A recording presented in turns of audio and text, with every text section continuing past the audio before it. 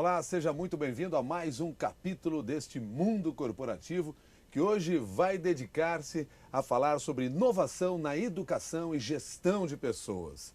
E o nosso convidado é Daniel Orlean, sócio-diretor da Fero, especialista em inteligência organizacional e gestão do conhecimento pela COP da Universidade Federal do Rio de Janeiro.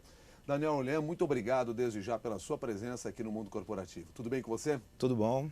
Agradeço aí também a oportunidade de falar sobre educação, esse assunto importante hoje para o crescimento do país e das organizações também. Como falar em educação, gestão de pessoas que passam pela necessidade de treinamento, proteção, em corporações que parecem cada vez mais contaminadas pela necessidade do resultado, com pessoas tendo o seu tempo 100% dedicado à produção? Bom, Milton, essa é uma questão que hoje, se você chegar e conversar com o diretor, com o presidente de uma grande empresa, você vai ver que a consciência da importância da educação vem crescendo cada vez mais. A gente percebe que a gente só consegue aumento de qualidade e produtividade investindo nas pessoas. Seja você uma empresa de óleo e gás, mineração, telecomunicações, serviços, todo o seu resultado passa pelas pessoas. Então, se você não investe nas pessoas, você não consegue ter uma maior produtividade. Se você não busca, ter pessoas mais competentes, mais preparadas, você vai ser passado pela sua concorrência muito rapidamente. Quer dizer, você tem que convencer também o gestor daquela empresa de que esse investimento, de que esse trabalho, esse tempo que vai ser determinado para a educação organizacional, isso vai dar resultados depois na produção. A palavra-chave é investimento, né? Mais do que considerar a educação como uma despesa, a gente tem que mostrar para as organizações que investir, seja 1 hora por semana, sejam 40 horas dentro de uma mesma semana, aquilo vai trazer um resultado palpável, um resultado tangível. Hoje você não diz mais que você vai educar porque é importante educar, você diz que você vai educar porque você vai diminuir a quantidade de erros, você vai aumentar a produtividade e onde você vai mostrar esse aumento de produtividade. Então é convencer realmente e criar essa cultura de investimento na educação corporativa. As empresas brasileiras estão convencidas disso? Olha, é um processo de construção, né? E principalmente nos últimos anos. Todo esse crescimento do país, o grande investimento em infraestrutura, o pleno emprego, né, ou cada vez menos desemprego que a gente encontra, tem gerado uma guerra pelos talentos, um apagão, né, que se fala muito por aí, de pessoas capacitadas e comprometidas para gerar um bom resultado. Então, ou elas se convencem por conta própria, ou o próprio mercado empurra essas grandes empresas, ou médias, ou empresas de todos os tamanhos, em prol disso. Agora, Daniel, por que existe essa carência de mão de obra no país? O que leva a essa situação? Nós temos uma frase que é quase um jargão no Brasil, diz, o brasileiro é um empreendedor nato. Mas quando se vai para dentro das corporações, o que se identifica é uma série de dificuldades no sentido de empreender ideias, inclusive dentro da corporação. A gente viu recentemente uma pesquisa que mostra, se a gente pegar o verdadeiro perfil de empreendedor, menos de 2% da população e da população corporativa apresenta essas características. Mas, voltando um pouco até na própria história do nosso país, o investimento em educação, né, na verdade, não era considerado um investimento. E as próprias pessoas que passavam pelo processo educacional brasileiro consideravam aquilo um fardo e não algo que era importante para o Brasil. Então a gente vê, por exemplo, pegar um caso bem específico. Hoje o Brasil forma entre 30 e 32 mil engenheiros por ano. A gente precisa, dado o crescimento planejado, formar em torno de 60 mil engenheiros por ano. Então, se as organizações não acordarem para isso, a gente realmente vai parar. E vai parar não porque falta crédito ou porque falta infraestrutura, mas porque vai faltar gente. Aliás, me permite aqui fazer um parênteses nessa nossa conversa, já que nós estamos falando aqui em educação de pessoal. Você citou aí perfil de empreendedor. Que perfil é esse? Certo. Na verdade, não é um perfil, né, mas um conjunto de características de saber correr riscos calculados, saber encontrar oportunidades, explorar oportunidades, saber planejar, saber efetivamente envolver as pessoas, contratar pessoas, vender um sonho e construir tudo aquilo que vai levar o sonho adiante. Então é um conjunto de características, conhecimentos, habilidades, mas principalmente uma atitude empreendedora que vai levar um sonho, uma ideia para um negócio ou mesmo para um projeto dentro de uma empresa. São características natas ou são características que se desenvolvem no cidadão? Essa pergunta ela é interessante porque há uma discussão, né, no setor educacional se empreendedorismo se nasce empreendedor ou se aprende a ser empreendedor. Eu particularmente passei por esse processo de formação de empreendedorismo. Eu imagino que eu tinha características potenciais para me transformar em empreendedor, mas por conta de um processo de educação, de planejamento, de explorar oportunidades, é que hoje eu sou empreendedor e que hoje, né, eu tenho a minha empresa. Agora, por que, apesar de tudo isso, e você falou agora há pouco da importância do investimento nessa educação de pessoal, ainda é pequeno o número de empresas bem-sucedidas quando se fala em implementar soluções na gestão do conhecimento, quando se fala em preparar essas equipes para o desenvolvimento de uma ação, de um trabalho? Então eu vou inverter a sua pergunta. Vamos buscar empresas que são bem-sucedidas, que todos conhecem, né? Então a gente pode falar, por exemplo, né, da maior mineradora como a Vale. A Vale Invest tem uma área focada em desenvolver as suas pessoas, desde formação técnica até formação de liderança. É um caso que todo mundo conhece como grande sucesso e que ao longo dos últimos anos vem investindo fortemente nisso. A Embraer também, que é um caso de sucesso brasileiro, que investe muito em gestão de pessoas, em formação de pessoas. Então são dois casos que mostram, talvez não muitas empresas sejam bem-sucedidas, né, com casos clássicos de educação, mas as empresas que são bem-sucedidas certamente investem em educação e formação de pessoas. Mas talvez não haja também um investimento errado na formação de pessoas, uso de metodologias ultrapassadas, ideias que já não condizem mais com a realidade desse mercado que nós temos? Isso é fato, né? Eu costumo dizer que o público que a gente encontra hoje dentro de uma organização é muito diferente do público que a gente encontrava 10, 20 anos atrás. Mas é pior que isso, o público que a gente encontra hoje dentro de uma organização é diferente do que era no ano passado. Então a gente começa a ver diferentes perfis, diferentes gerações compartilhando esse ambiente de trabalho, desde o que a gente chama de nativos digitais até pessoas que trabalhavam, né, em estruturas mais clássicas, numa sociedade industrial. Então, a gente não pode buscar como metodologia educacional, como estratégia educacional, aquele velho modelo de ensino em sala de aula, 8 horas diárias, 40 horas semanais. A gente tem que buscar inovação nessa educação. A gente tem que conseguir buscar o estilo de aprendizagem da nossa equipe, dos nossos colaboradores, e explorar como que cada um aprende diferente. Nós estamos conversando com o Daniel Olhan e você pode participar dessa nossa conversa também pela internet, mandando a sua pergunta ou pelo Twitter, o @Jornal da CBN, ou pelo e-mail mundocorporativo@cbn.com.br. Pergunta do ouvinte internauta para o Daniel. O Robson quer saber o seguinte: a sensação que tenho, com base nas empresas em que já trabalhei, é de que no Brasil os empresários veem o treinamento e cursos para funcionários como um gasto. Considero que o colaborador já deve chegar pronto na empresa. Por que essa mentalidade? Essa mentalidade realmente existe, que está muito relacionado àquilo que nós conversamos logo no início hoje desse mundo corporativo.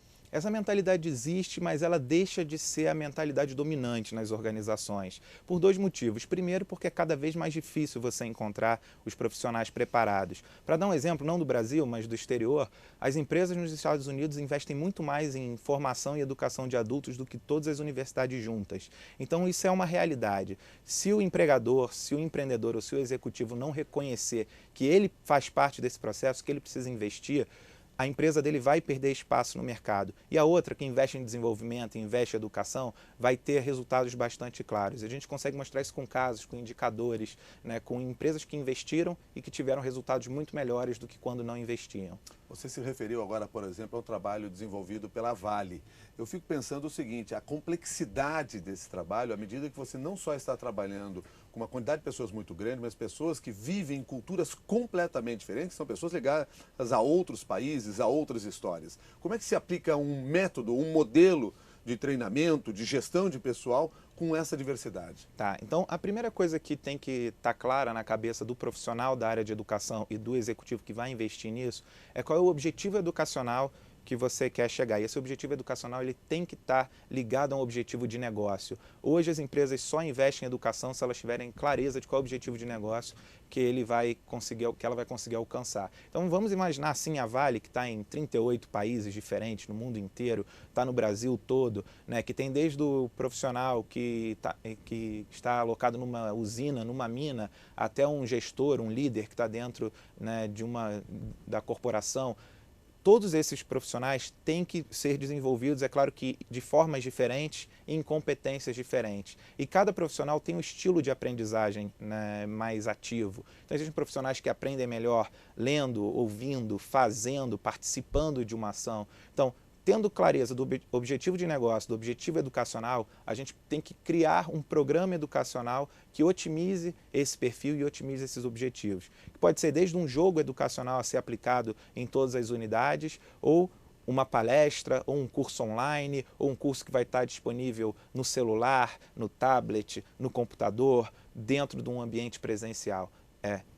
Objetivo educacional junto com estratégia educacional aplicada a cada público. Outra pergunta de ouvinte internauta, no caso aqui, a ouvinte internauta. Fátima, no geral, quais são as empresas que mais investem na formação de pessoas? Que tipo de treinamento é o mais procurado?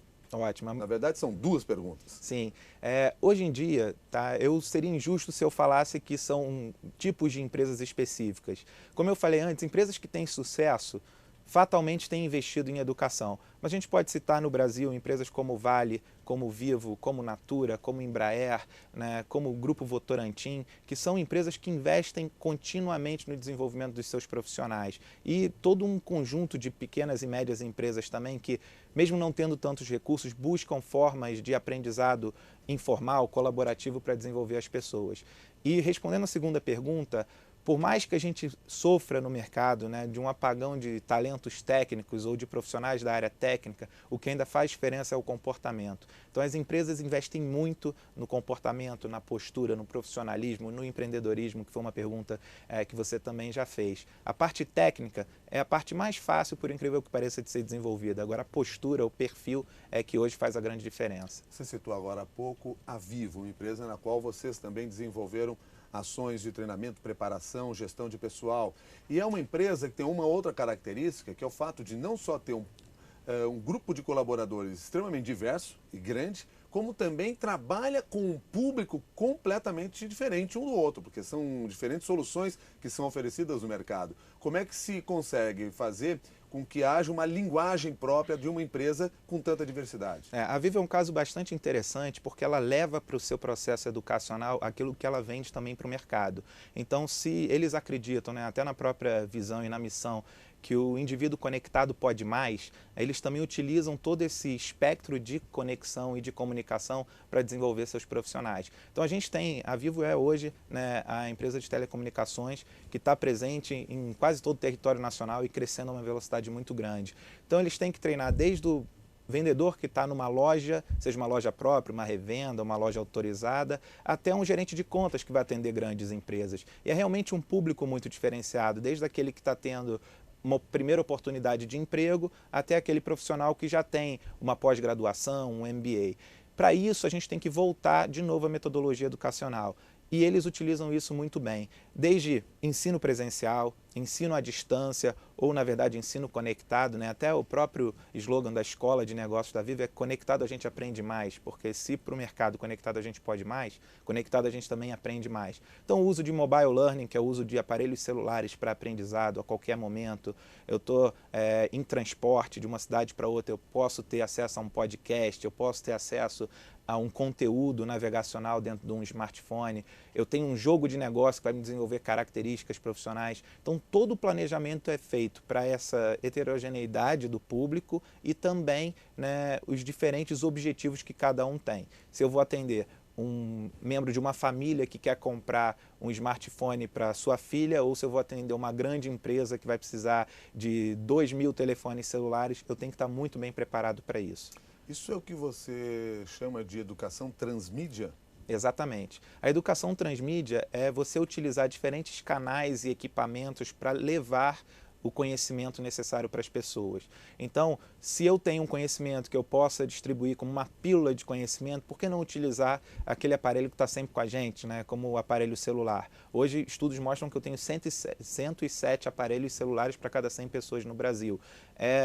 Está tão presente hoje em dia como o próprio rádio ou como a TV na casa das pessoas. Então, por que não utilizar esse mecanismo, esse canal, para levar conteúdo? Por outro lado, por conta do estilo de aprendizagem das pessoas, existem outras que vão aprender melhor presencialmente, com uma dinâmica, com um jogo, ou então vão aprender com um filme, um vídeo documentário ou uma aula transmitida na forma de vídeo. Então o transmídia é você utilizar diferentes canais, e a gente vive numa sociedade multiconectada, para levar esse conhecimento para as pessoas. Esse telefone celular se transforma numa sala de aula? Se transforma numa sala de aula, né? Se transforma, aliás, além muito mais de uma sala de aula. Porque se a gente pensar numa sala de aula tradicional, a gente tem aquele modelo do professor e dos alunos, né? Professor falando, expondo e alunos ouvindo e, em algumas situações, dialogando com aquele professor. No meu telefone eu posso estar em qualquer lugar do mundo, né? Utilizando o meu aparelho celular, o meu smartphone, um plano de dados. Eu posso, ao mesmo tempo, assistir uma aula que está sendo transmitida e consultar, por exemplo, uma base de conhecimento disponibilizada para os colaboradores de uma empresa. Então, eu estou multiconectado com vários mecanismos para chegar nessa sala de aula, numa base de conteúdos e por aí vai. Nós estamos conversando com o Daniel Orlean e você pode participar aqui dessa nossa conversa pela internet, mandando a sua pergunta pelo Twitter, o @Jornal da CBN, ou então pelo endereço eletrônico, e-mail, mundocorporativo@cbn.com.br. Pergunta do ouvinte internauta Leandro. Queria saber do Daniel Orlean como as empresas podem engajar seus funcionários em treinamentos de aperfeiçoamento profissional. Gostaria de saber também se só grandes empresas podem investir em educação corporativa, porque só é comum ver isso nas grandes empresas. Tá, então respondendo de novo duas perguntas numa só, a gente tem percebido que cada vez mais as pessoas querem se divertir aprendendo, né? Mais do que ficar sentados ouvindo uma pessoa. Então a gente tem trabalhado muito com um conceito, né, que eu chamo de intertreinamento, que é você juntar entretenimento com treinamento. A palavra treinamento nem é a mais adequada, mas até para formar esse conceito, né, soa bem. Então, o que significa isso? Significa você levar a diversão para o processo de ensino-aprendizagem. Hoje em dia, a gente vê várias organizações investindo em jogos de negócios, seja um jogo online, seja um jogo presencial, ou seja um jogo ligado a uma rede social, né? Então, você tem que buscar para aquele seu público o que motiva aquele público. Alguns vai motivar um aspecto mais ligado ao jogo, que a gente chama de gamification, né? Então você criar missões, você criar desafios e que funciona muito bem para aquela tão chamada geração Y. E por outro lado, você buscar formas que vão mostrar relevância, porque a gente só aprende aquilo que a gente considera que tem relevante, que tem propósito para a gente, para outros tipos de público. E a segunda pergunta, são só grandes empresas que trabalham com isso? Não, não são só grandes empresas. E daí entra uma outra possibilidade que a gente tem visto crescer bastante, que é o uso do aprendizado colaborativo e das redes sociais. Hoje, a gente tem 1 em cada 7 pessoas usando rede social, né, no Brasil e no mundo. O Facebook, o Orkut, aqui no Brasil também, sendo redes sociais utilizadas por todos os públicos que você puder imaginar. Então a gente vê iniciativas acontecendo no Facebook de empresas que publicam cursos abertos para os seus clientes, publicam cursos para os seus colaboradores, fazem com que os colaboradores se encontrem para discutir um tema dentro de comunidades abertas ou fechadas. Então há a possibilidade de até uma pequena empresa se fazer valer de educação corporativa. É só saber utilizar as ferramentas que a gente tem disponíveis hoje para todo mundo. Há oportunidade, mas costuma-se utilizar essas ferramentas nas pequenas empresas? Sim, a gente já vê grandes resultados, tá? A gente vê empresas que utilizam o e-learning, pequenas empresas que utilizam o e-learning, sejam adquirindo, né, o ensino à distância, seja adquirindo conteúdos prontos de outras empresas, sejam enviando seus profissionais para eventos, ou seja, fazendo com que aqueles profissionais criem grupos de estudo, grupos de discussão e que possam desenvolver uns aos outros. É claro que, do ponto de vista de disponibilidade de investimento, as grandes empresas ainda estão muitos anos na frente disso, mas não é algo restrito a grandes empresas. Daniel, veja como o nosso público também é diversificado e tem interesses completamente diferentes. O Ademir, em vez de ir no Wikipedia, resolveu fazer a pergunta para você. Ele diz assim: ajude-me no trabalho da faculdade. Na sua visão, como podemos definir educação corporativa? Legal. Então, a primeira coisa, educação é você desenvolver as pessoas, né? É você fazer com que elas adquiram os conhecimentos, habilidades, atitudes, ou simplificando, as competências necessárias para fazer seu trabalho diário, seja na empresa, seja no seu dia a dia. E educação corporativa é essa educação voltada para as necessidades das organizações, aquilo que as empresas precisam, né, para cumprir sua missão, sua visão e atingir seus planos de ação. Então, educação, desenvolver pessoas, corporativa para as organizações. Bom, eu só queria voltar um pouquinho na pergunta anterior que eu fiz para você, quando a gente, provocado aqui por um ouvinte internauta, nós falamos sobre grandes corporações ou pequenas empresas, como se adaptar e como aplicar essa metodologia, se é que estão fazendo.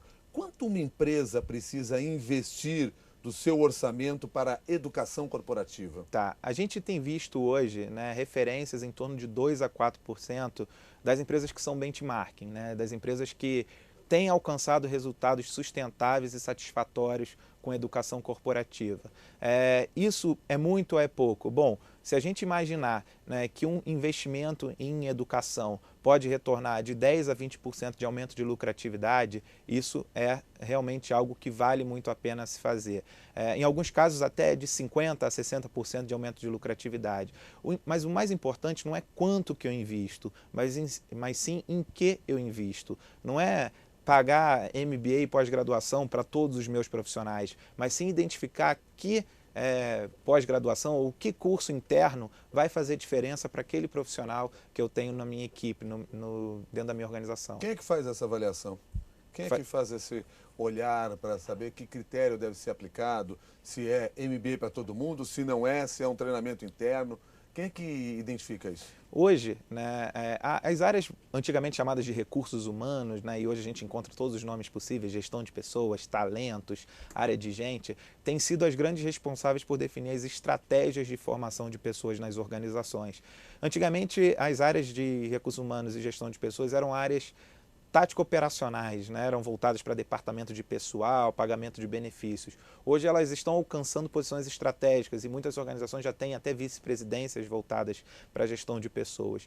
Como o desenvolvimento das pessoas está diretamente ligado ao cumprimento da estratégia de uma organização, isso é responsabilidade crucial de uma área de gestão de pessoas, de uma área de recursos humanos. Então, da estratégia para as competências necessárias a serem desenvolvidas. Daniel, aplicado um método, aplicada qualquer ação nesse sentido, como é que se mede depois o resultado realmente alcançado, até para identificar se o caminho a ser seguido pela empresa é aquele? Tá. Em algumas áreas isso é mais fácil do que outras. Tá? A gente citou o exemplo da Vivo, né, e que investe bastante em suas áreas de vendas e relacionamento com o cliente. Obviamente, existem indicadores muito claros que você tem que buscar quando você investe nesse tipo de equipe, que é, obviamente, aumento de vendas, aumento da qualidade da venda, diminuição de perda de cliente, aumento da satisfação daquele cliente atendido. Então, você precisa monitorar antes de uma ação de treinamento como estão esses indicadores e depois da ação de treinamento como esses indicadores se transformam. É claro que várias outras, né, ações podem impactar, como promoções,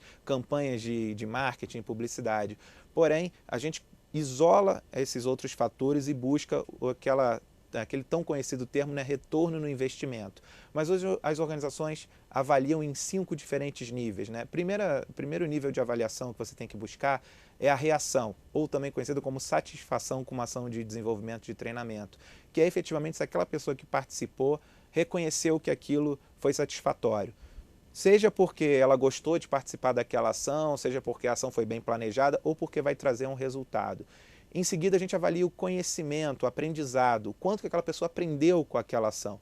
Na sequência, o impacto no negócio, né? O quanto que a gente conseguiu fazer com que aquele resultado trouxesse, né, algo diferente para a organização. Isso vem junto também com uma mudança de comportamento, que é outra avaliação que a gente faz. E o grande sonho das organizações, mas ainda muito pouco explorado no Brasil, é o quanto que eu consigo avaliar o ROI, o retorno no investimento de uma ação de treinamento. ROI? ROI.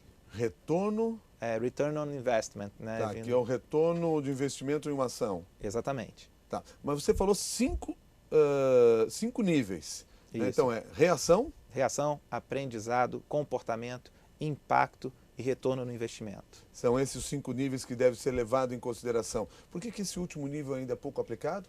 Porque muitas vezes avaliar o retorno no investimento significa você identificar claramente quais são os fatores que influenciam e não influenciam na melhoria do resultado organizacional. Como eu falei, eu preciso isolar, por exemplo, o impacto de uma campanha, né, promocional ou de uma campanha de marketing na melhoria das vendas, que pode ter sido trazida sim por um treinamento melhor da minha força de vendas, ou pode ter sido trazido porque eu baixei os preços ou porque eu tive uma campanha publicitária satisfatória. Então, As organizações, hoje quase 100% das organizações aplicam avaliação de reação, que é o primeiro nível. E isso vai diminuindo até eu chegar em torno de 5% das organizações que têm clareza do seu ROI em treinamento, o retorno do investimento do treinamento. Então é um processo de construção e de transformação e que cada vez mais a gente consegue construir ferramentas para isso. Bom, mas aí dentro desse grupo de colaboradores que passou pelo treinamento, individualmente alguns conseguem ter um avanço melhor do que os outros. Normalmente, isso acontece por a incapacidade daquele colaborador ou porque o treinamento não foi adaptado às necessidades dele e às características dele. E faço essa pergunta até porque isso, de certa maneira, está ligado com o que o Fábio já nos perguntou também pela internet, porque ele gostaria de saber como adaptar a forma de aprendizado em uma empresa com profissionais de diferentes gerações. Nós até já falamos sobre isso hoje. Por isso eu puxo para esse tema. Quando se identifica que um indivíduo naquele grupo não teve o mesmo aproveitamento, normalmente é um problema do indivíduo ou o treinamento não foi aplicado corretamente para ele? Tá. Obviamente as duas situações elas existem, mas em geral os baixos resultados em ações de treinamento vêm de má identificação dos objetivos de negócio, objetivos educacionais que aquela organização almejava e da construção e planejamento daquela ação. Então hoje se investe bastante, a gente investe bastante nisso, no projeto instrucional daquela ação de treinamento. E o que é o projeto instrucional? É desde a análise daquilo que se quer passar até a análise do perfil dos participantes. Então, respondendo até ao Fábio, eu se identificar que eu tenho uma equipe formada por profissionais de gerações mais antigas, que já têm mais experiência do mercado, ações presenciais, ações que envolvem discussão e interação entre os participantes, tem uma eficácia muito boa nesse público. Se eu falar de nativos digitais, são profissionais hoje que estão alcançando, né, até 2014, a geração Y deve alcançar em torno de 50% das posições de liderança nas empresas. Esse público não aguenta ficar uma hora sentado numa sala de aula, então eu tenho que buscar o uso de redes sociais para desenvolver as pessoas, o uso de jogos de negócio, o uso de dinâmicas, mobile learning e todo aquele conjunto. Então é importante entender qual é seu público, quais são as gerações que aquele público tem e quais são os estilos de aprendizado que mais se aplicam para aquelas características de público. É óbvio que eu posso ter um profissional que já está há 30 anos numa organização que vai aprender muito bem utilizando o celular e um outro profissional de 25 anos que gostaria muito de participar de uma ação presencial. Mas, em geral, isso se identifica com classificações dentro da organização. Bom, para atender aqui as perguntas que são encaminhadas, a Flávia quer saber como a educação transmídia pode ajudar em programas globais de desenvolvimento em empresas. Ótimo, essa é uma pergunta bastante importante, porque imagina uma organização como a gente já citou, como a Vale, que está em 38 países diferentes e que recebe pessoas a todo momento. Recebe pessoas desde o Congo, Canadá, Moçambique, Austrália, China, Indonésia, Brasil, né? Além de serem múltiplas gerações, também tem multiculturas. E aí, em cada cultura, você também consegue aplicar melhor um determinado tipo de mídia, um determinado tipo de abordagem, principalmente até a abordagem, né? Então, a gente costuma desenvolver ações, né, de treinamento e desenvolvimento que levam em consideração essa cultura daquele profissional. Então, se eu estou desenvolvendo um profissional da China, a minha estratégia vai ser diferente do que desenvolver um profissional no Brasil ou no Canadá. E aí eu vou utilizar mais ou menos determinados canais, equipamentos, estratégias educacionais. Então, de novo, a educação transmídia permite, né, distribuir com mais facilidade o meu conteúdo e efetivamente contextualizar aquele conteúdo rápido para uma geração, para um público ou para uma cultura. O Paulo Rodolfo quer saber o seguinte: as empresas que investem em funcionários também costumam ter alguma política de retenção de talentos? A saída de um funcionário em que a empresa investiu pode ser considerada um prejuízo? Olha, essa pergunta também é bastante interessante e recentemente a gente teve a publicação, né, das melhores empresas para se trabalhar. E se a gente olhar o que faz com que as empresas considerem ser uma melhor empresa para se trabalhar, não é o salário, é a oportunidade de desenvolvimento profissional. E o desenvolvimento profissional passa, sim, pela capacitação e pelo desenvolvimento. A gente também costuma dizer que é mais prejuízo você não investir num profissional e ele ficar lá do que você investir num profissional e ele sair. Porque se você investir num profissional e ele sair, provavelmente uma outra organização também investiu num profissional que você vai poder trazer para aquela posição. Mas você não investir num profissional e ele atuar de uma forma equivocada, baixar a qualidade do seu processo, atingir não conformidades, você vai ter um prejuízo muito maior do que investindo naquele profissional. A minha empresa não investe em gestão de conhecimento. Faço o quê? Deixo a empresa? Olha, depende muito do seu perfil, mas eu acho que você poderia levar em consideração essa questão do empreendedorismo que você me perguntou e mostrar internamente o quanto que esse investimento vai trazer de melhores resultados para a organização. Sair ou não sair é uma decisão final de cada profissional, mas uma empresa que hoje não investe na formação de profissionais realmente é uma empresa que tem seu futuro comprometido. Agora, uma coisa que é importante dizer: treinamento não é sala de aula, treinamento não é contratar apenas um consultor externo. Desenvolvimento hoje, né, e tem uma pesquisa muito interessante que fala sobre isso, é dividido em 70%, 20% e 10%. O que significam esses três números? 70% do que a gente aprende hoje nas organizações é com os nossos colegas, é no trabalho. Então, invista também em ações do que a gente chama de on the job, porque aí está a maioria do aprendizado dos profissionais. 20% você aprende com líderes, gestores, mentores. E 10% você aprende com um aprendizado que a gente chama de formal, com cursos e treinamentos. E olha que a nossa empresa, né, tem muita receita nesses 10%. Imagina se as organizações buscassem esses outros 90% que muitas vezes estão escondidos e esquecidos. Daniel Orlean, muito obrigado. Foi um prazer conversar com você aqui nesse capítulo do Mundo Corporativo. Até uma nova oportunidade. Obrigado e, novamente, eu acho que esse tipo de discussão é muito importante para as organizações. Esse espaço que vocês estão dando é fantástico. Muito obrigado, Daniel Orlean, que é sócio-diretor da FERO, especialista em inteligência organizacional e gestão do conhecimento pela COP da Universidade Federal do Rio de Janeiro. A você que participou desse Mundo Corporativo, também o nosso muito obrigado pelas suas perguntas e pela sua audiência. Até o próximo capítulo.